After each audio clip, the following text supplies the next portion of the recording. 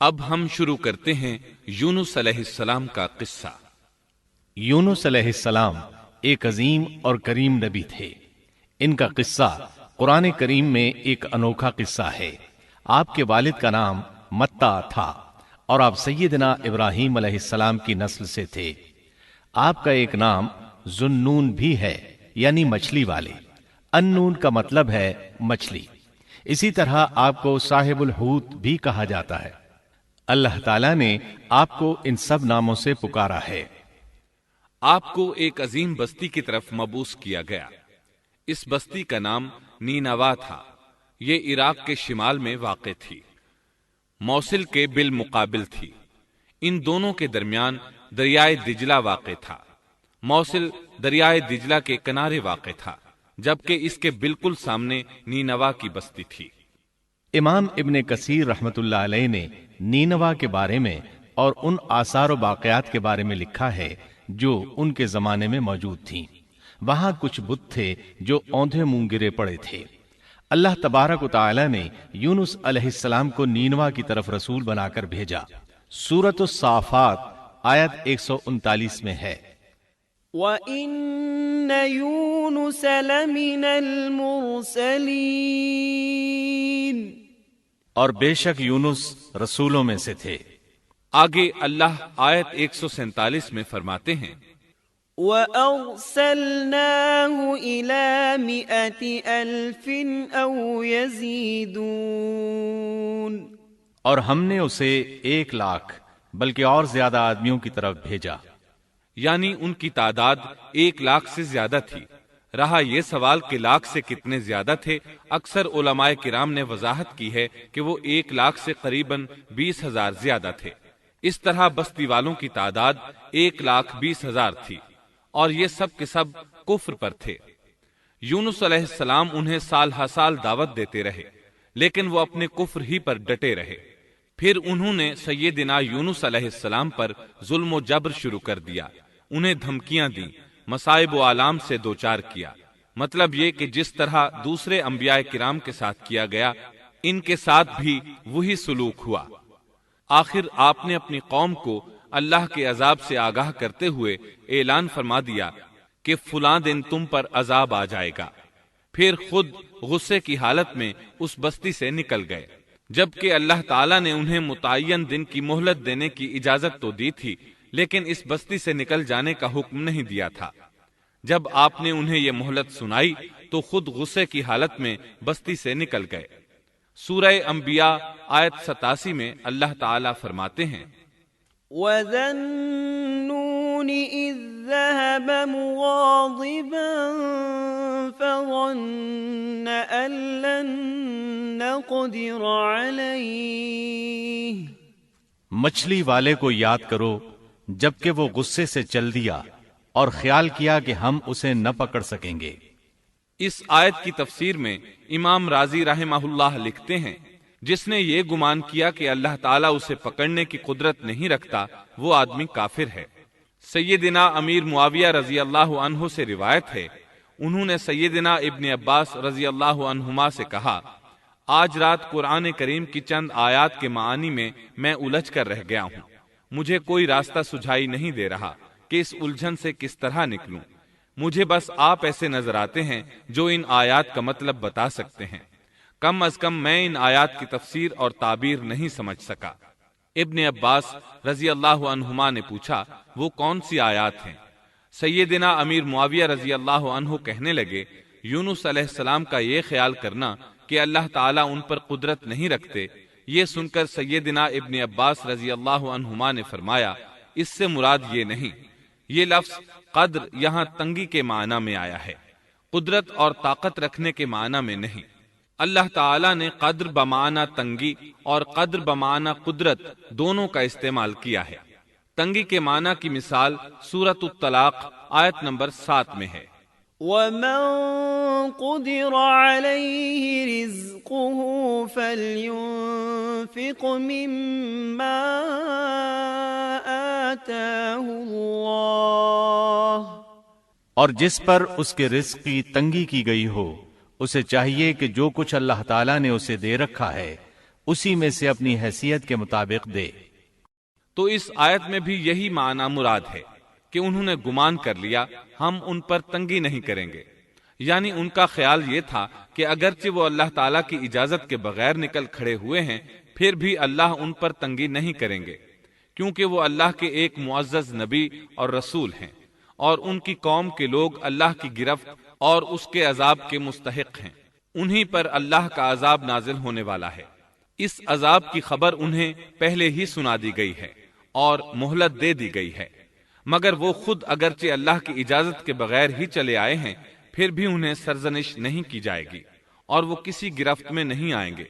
अल्लाह ताला उनके लिए कोई तंगी नहीं फरमाएंगे। अल्लाह ताला सूरतुल अंबिया आयत 87 में फरमाते हैं, فظن أن لن نقدر عليه, उसने ख्याल किया कि हम उसे पकड़ नहीं सकेंगे। मतलब ये कि हम उन्हें कोई सजा नहीं करेंगे और उन पर किसी तरह की तंगी नहीं करेंगे, और वो समुंदर की तरफ चल दिए। उन्हीं दिनों में अजाब इलाही की कुछ अलामात नीनवा बस्ती पर जाहिर होना शुरू हो गईं। एक बहुत बड़ा स्याह बादल उनकी तरफ बढ़ने लगा। इस बादल में आग के शोले दिखाई देने लगे। उन लोगों ने ये बादल उन मुतय्यन दिनों में से पहले ही दिन देख लिया। उसको देखते ही वो समझ गए कि जिस तरह सैयदना यूनुस अलैहिस्सलाम ने उन्हें आगाह किया था, ये अजाब उन पर नाजिल होकर रहेगा, और जो अजाब सैयदना लूत अलैहिस्सलाम की कौम पर आया था वो उसके बारे में भी अच्छी तरह जानते थे। वो बस्ती उनकी बस्ती के करीब ही थी, इसलिए वो डर गए। उनके सरदार जमा हुए और कहने लगे, जैसे तुमसे पहले लोगों पर अजाब उतरा करते थे, तुम पर भी ये नाजिल होकर रहेगा। जल्दी करो, सब जमा हो जाओ। चुनाचे उन्होंने इस बात पर इत्तेफाक कर लिया कि सैयदना यूनुस अलैहिस्सलाम ने बिल्कुल सच फरमाया था। अल्लाह की कसम, ये बिल्कुल वही अजाब है, तुम अल्लाह के अजाब से नजात नहीं पा सकोगे। इससे बचने की एक ही सूरत है कि तुम ईमान ले आओ और तौबा कर लो। इस तरह वो सब के सब ईमान ले आए, लेकिन सैयदना यूनुस अलैहिस्सलाम वहां मौजूद नहीं थे। उनकी अदम मौजूदगी में ये सब के सब यानी 1,20,000 अफराद ईमान ले आए। उन्होंने पैबंद लगे कपड़े पहने और अल्लाह के हुजूर आजिजी, इनकिसारी और आहुजारी शुरू कर दी। रोने लगे, अल्लाह से बख्शिश मांगने लगे। फिर इसी हालत जार में बाहर खुले मैदान की तरफ निकल आए। इनके सरदारों ने सबको अलग अलग कर दिया, यहां तक कि माँ और बेटे को भी जुदा कर दिया। सब अपनी अपनी जगह पर, यानी माँ अपनी जगह पर और बेटा अपनी जगह पर आहोजारी करने लगे, ताकि उन पर अल्लाह ताला की रहमत नाजिल हो जाए। ये अजाब 3 दिन तक उनके सरों पर मुंडलाता रहा और ये भी मुसलसल आहोजारी करते रहे, अपनी आजिजी जाहिर करते रहे, मुआफिया मांगते रहे। आखिरकार अल्लाह ताला ने उन पर रहम करम फरमा दिया और अजाब को उनसे फेर दिया। अल्लाह ताला सूरह यूनुस आयत 98 में फरमाते हैं, فلولا كانت قرية آمنت فنفعها إيمانها إلا قوم يونس, चुनाचे कोई बस्ती ईमान न लाई कि ईमान लाना उसके लिए फायदा मंद होता, सिवाय यूनुस की कौम के। मतलब ये कि साबिका उम्मतों में से किसी के बारे में ये सुनने में नहीं आया कि पूरी कौम ईमान ले आई हो। तमाम बस्तियों में एक भी बस्ती ऐसी नहीं थी, बस एक यूनुस अलैहिस्सलाम की कौम ईमान ले आई। अल्लाह ताला सूरह यूनुस आयत 98 में फरमाते हैं, لما آمنوا كشفنا عنهم عذاب الخزي في الحياة الدنيا ومتعناهم إلى حين. जब वो ईमान ले आए तो हमने रुसवाई के अजाब को दुनियावी जिंदगी में उन पर से टाल दिया और उनको एक वक्त तक के लिए जिंदगी से फायदा उठाने का मौका दिया। मतलब ये कि हमने उन्हें दुनियावी जिंदगी का लुत्फ उठाने का मौका दिया। अब इस कौम पर क़यामत के दिन तक अजाब नहीं उतरेगा। अल्लामा इब्ने कसीर रहमतुल्लाह अलैह फरमाते हैं, इस आयत करीमा का मफहूम ये है कि किसी बस्ती के तमाम बाशिंदे किसी नबी पर कभी ईमान नहीं लाए, या तो सब ने कुफ्र किया या फिर अक्सर ने कुफ्र किया। لیکن یونس علیہ السلام کی قوم واحد ایسی قوم ہے جو تمام کی تمام عذاب الہی کے آثار دیکھ کر ایمان لے آئی۔ سابقہ ادوار میں جتنی بھی بستیاں گزریں ان میں اہل ایمان کے ساتھ یا تو کفار رہے ہیں یا ان میں منافقین بھی رہے ہیں، سوائے یونس علیہ السلام کی قوم کے وہ سب کے سب کافر تھے، پھر سب کے سب ایمان لے آئے۔ یہ اللہ تعالیٰ کے عجائبات میں سے ہے اور اس کی قدرت اور رحمت کی نشانیوں میں سے ہے۔ اب دوسری طرف کی سنیے، یونس علیہ السلام کو کچھ معلوم نہیں تھا کہ ان کی قوم کے ساتھ کیا ہوا۔ آپ تو غصے کی حالت میں بستی سے نکل کر سمندر کی طرف چلے آئے تھے۔ آپ ایک کشتی کی طرف آئے، اس میں سواریاں اور ساز و سامان لدا ہوا تھا۔ اللہ تعالیٰ سورۃ الصافات آیت 140 میں فرماتے ہیں، إذ أبق إلى الفلك المشحون جب وہ بھاگ کر بھری کشتی پر پہنچے۔ کشتی روانہ ہوئی، موجیں اٹھیں، سمندر میں طغیانی آئی، یوں لگتا تھا کہ بس ابھی غرق ہوئے۔ کہنے لگے بوجھ ہلکا کرو، اپنا ساز و سامان سمندر میں پھینک دو۔ چنانچہ انہوں نے اپنا اپنا ساز و سامان سمندر میں پھینک دیا۔ اس طرح کشتی کچھ ہلکی ہو گئی، لیکن ضرورت کے مطابق ہلکی نہ ہو سکی۔ اب وہ کہنے لگے کسی کو سمندر میں گرانا ضروری ہے تاکہ کشتی مزید ہلکی ہو جائے، ورنہ یہ ڈوب جائے گی۔ جلدی کرو، قرع ڈالو۔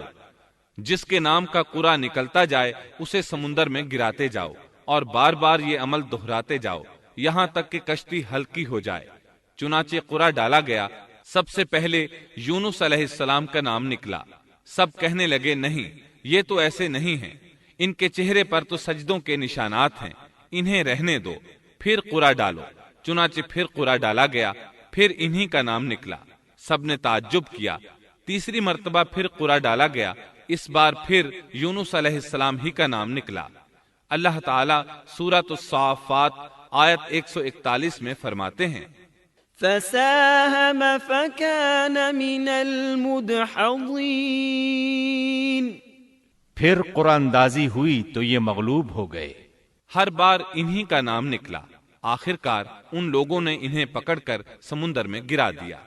فالتقمه الحوت تو پھر انہیں مچھلی نے نگل لیا۔ حوت بڑی مچھلی کو کہتے ہیں۔ اللہ تعالیٰ نے حوت کو القاء فرمایا، انہیں کھانا نہیں، نہ ان کے جسم کو کوئی گزند پہنچے۔ یہ اس مچھلی کو اللہ تعالیٰ کے احکامات تھے۔ اللہ تعالیٰ سورۃ الصافات آیت 142 میں فرماتے ہیں، فالتقمه الحوت وهو مليم تو پھر انہیں مچھلی نے نگل لیا اور وہ خود اپنے آپ کو ملامت کرنے لگے۔ یعنی وہ سمجھ گئے کہ بار بار جو ان کا نام قرآن اندازی میں نکلتا رہا ہے تو وہی مقصود ہیں۔ چنانچہ خود کو ملامت کرنے لگے، اور یہ ملامت توبہ کی ابتدا ہے کہ انسان خود کو ملامت کرتا ہے۔ اب یونس علیہ السلام مچھلی کے پیٹ میں تھے۔ اللہ کی قدرت، آپ مچھلی کے پیٹ میں 3 دن تک رہے۔ بعض روایات میں 7 دن اور زیادہ سے زیادہ مدت 40 روز آئی ہے۔ آپ نے مچھلی کے پیٹ میں اللہ تعالیٰ کو پکارا۔ اللہ سورۃ الانبیاء آیت 87 میں فرماتے ہیں، فنادى في الظلمات آخر کار وہ اندھیروں کے اندر سے پکار اٹھے۔ علماء نے یہاں 3 اندھیروں کا ذکر کیا ہے، مچھلی کے پیٹ کا اندھیرا، سمندر کا اندھیرا اور رات کا اندھیرا۔ گویا ان پر یہ سارے اندھیرے اکٹھے ہو گئے تھے۔ اللہ سورۃ الصافات آیت 143 اور 144 میں فرماتے ہیں، فلولا أنه كان من المسبحين للبث في بطنه إلى يوم يبعثون پس اگر یہ پاکی بیان کرنے والوں میں سے نہ ہوتے تو لوگوں کے اٹھائے جانے کے دن تک اس کے پیٹ ہی میں رہتے۔ مطلب یہ کہ اگر آپ اللہ تبارک و تعالی کی تسبیح نہ بیان کرتے تو مچھلی کے پیٹ ہی میں رہتے۔ آپ نے دعا نہیں مانگی بلکہ اللہ عز و جل کی تسبیح بیان کی۔ روایات میں یوں بھی آتا ہے کہ جب مچھلی آپ کو سمندر کی اتھاہ گہرائی میں لے گئی تو آپ وہاں آبی مخلوقات کی تسبیحات کی آوازیں سننے لگے۔ گویا اللہ تعالیٰ نے انہیں القاء فرمایا کہ آپ بھی تسبیح کریں۔ اللہ سورۃ الانبیاء آیت 87 میں فرماتے ہیں، فنادى في الظلمات أن لا إله إلا أنت سبحانك إني كنت من الظالمين۔ بالآخر وہ اندھیروں کے اندر سے پکار اٹھا کہ الہی تیرے سوا کوئی معبود نہیں، تو پاک ہے، بے شک میں ظالموں میں ہو گیا۔ چنانچہ یونس علیہ السلام نے اس تسبیح کے الفاظ کو یوں ادا فرمایا، لا إله إلا أنت سبحانك إني كنت من الظالمين۔ امام احمد، امام ترمذی، امام نسائی اور دیگر آئمہ رحمہم اللہ نے یہ حدیث نقل کی ہے کہ یونس علیہ السلام کی وہ دعا جو انہوں نے مچھلی کے پیٹ میں مانگی تھی وہ یہی ہے، لا إله إلا أنت سبحانك إني كنت من الظالمين۔ جو بھی مسلمان یہ دعا اپنی کسی حاجت میں مانگے گا اللہ تعالیٰ اس کی دعا ضرور قبول فرمائے گا۔ یہ دعائے مستجاب ہے، مقبول دعاؤں میں سے ہے۔ اسی دعا کے بعد اللہ تعالیٰ نے یونس علیہ السلام کو اس پریشانی سے نجات عطا فرمائی۔ اللہ سورۃ الانبیاء آیت 88 میں فرماتے ہیں، فاستجبنا له ونجيناه من الغم وكذلك ننجي المؤمنين۔ تو ہم نے اس کی پکار سن لی اور اسے غم سے نجات دے دی، اور ہم ایمان والوں کو اسی طرح بچا لیا کرتے ہیں۔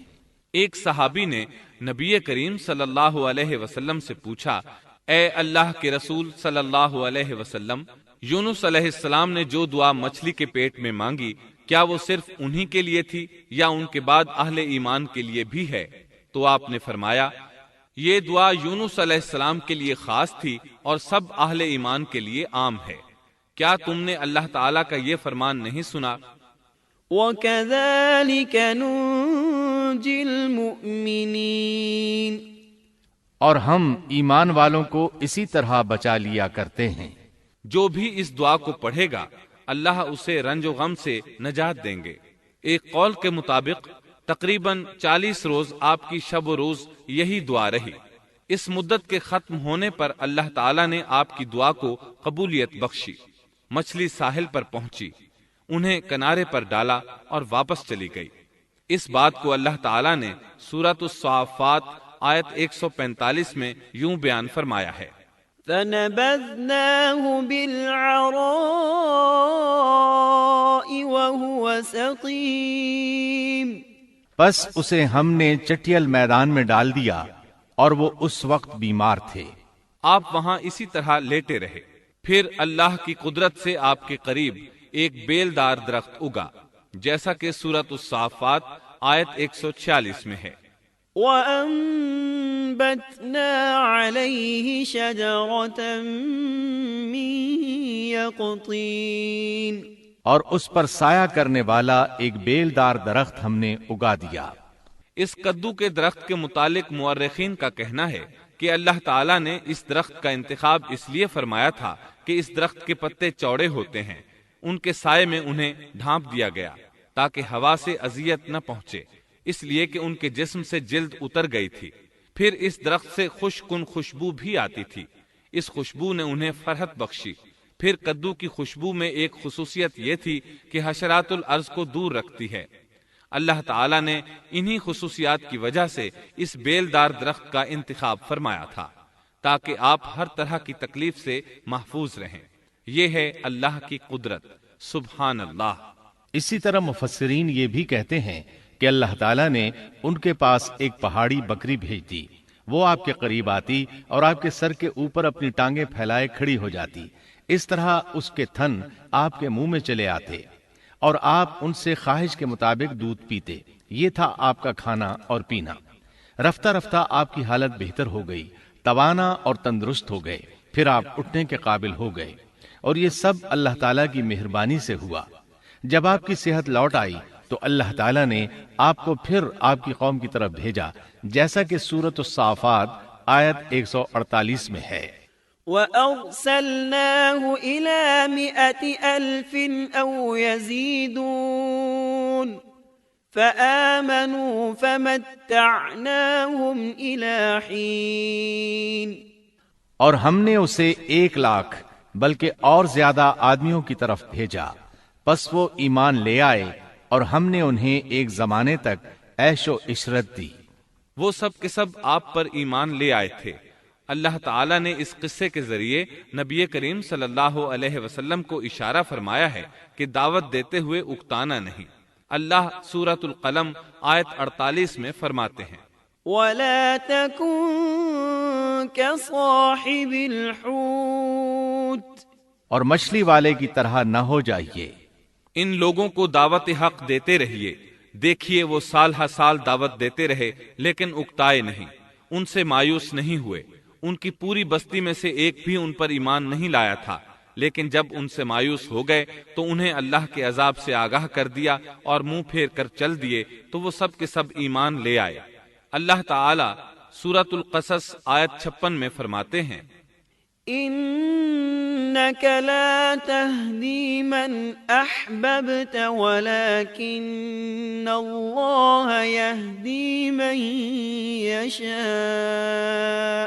آپ جسے چاہیں ہدایت نہیں دے سکتے، بلکہ اللہ تعالیٰ ہی جسے چاہتا ہے ہدایت دیتا ہے۔ اس قصے میں بہت بڑا سبق ہے کہ کسی بھی حالت میں اللہ کی رحمت سے مایوس نہیں ہونا چاہیے اور نہ ہدایت کے معاملے میں اپنی ذات پر بھروسہ کرنا چاہیے۔ ہدایت تو بس صرف اللہ تعالیٰ ہی کی طرف سے ہے۔ آپ کے ذمے تو پیغام حق پہنچا دینا ہے۔ اللہ سبحانہ و تعالیٰ کے ذمے ہدایت سے نوازنا ہے۔ اللہ تعالیٰ نے انہیں پاک صاف بنا دیا، انہیں چن لیا۔ اللہ خود ہی سورۃ القلم آیت 50 میں وضاحت فرماتے ہیں، فاجتباه ربه فجعله من الصالحين۔ اسے اس کے رب نے پھر نوازا اور اسے نیک لوگوں میں کر دیا۔ امام مسلم نے ایک حدیث روایت کی ہے کہ نبی کریم صلی اللہ علیہ وسلم نے فرمایا، لا ينبغي لعبد ان يقول انا خير من يونس بن متى۔ تم میں سے کوئی شخص ہرگز یہ نہ کہے کہ میں یعنی محمد یونس بن متیٰ سے بہتر ہوں، یعنی یوں نہ کہے کہ میں سیدنا یونس علیہ السلام سے افضل ہوں۔ وہ اس طرح کہ وہ تو اپنی قوم کے ایمان لانے سے مایوس ہو گئے تھے اور میں مایوس نہیں ہوں، اس طرح بالکل نہ کہے، کیونکہ بالآخر اللہ تعالیٰ نے آپ کو چن لیا اور برگزیدہ بنا لیا اور صالحین میں داخل کر لیا۔ اس واقعے میں نبی کریم صلی اللہ علیہ وسلم کو جو ہدایت دی گئی ہے اس کا ذکر سورۃ القلم آیت 41 میں آتا ہے، فاصبر لحكم ربك ولا تكن كصاحب الحوت۔ پس تو اپنے رب کے حکم کا صبر سے انتظار کر اور مچھلی والے کی طرح نہ ہو جا۔ مطلب یہ کہ یونس علیہ السلام کی مانند نہ ہو جائیے جو اپنی قوم کے ایمان لانے سے مایوس ہو گئے تھے۔ یقیناً دین کی دعوت اور حق کے پرچار میں یہ بہت عظیم سبق ہے کہ داعی اللہ کو کبھی مایوس نہیں ہونا چاہیے۔ یونس علیہ السلام کا قصہ ختم ہوا